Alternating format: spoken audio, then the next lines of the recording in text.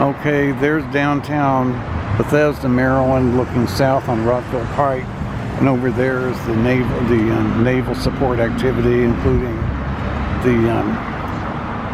the Walter Reed Army Center, which is where Donald Trump was treated when he had COVID.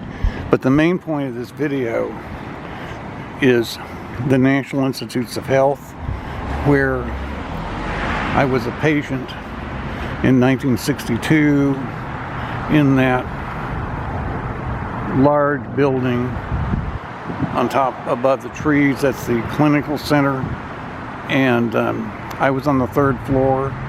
The patient rooms were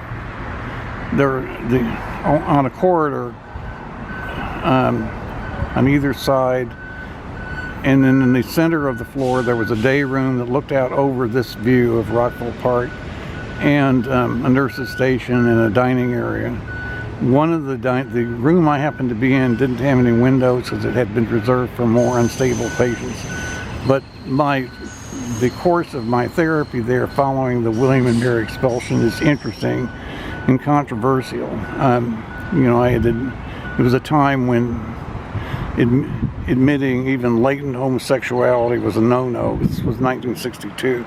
But there was this idea that I wouldn't allow anybody to have a relationship with me if I didn't think they were worthy of it, which I wasn't in a position to insist on.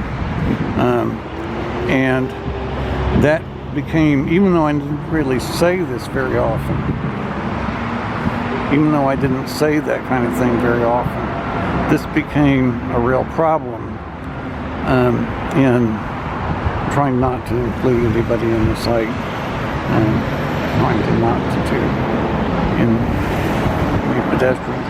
Even though I didn't say that very often, it became a problem because of the implications for everyone else if everyone did that. So that's kind of an interesting chapter in my life.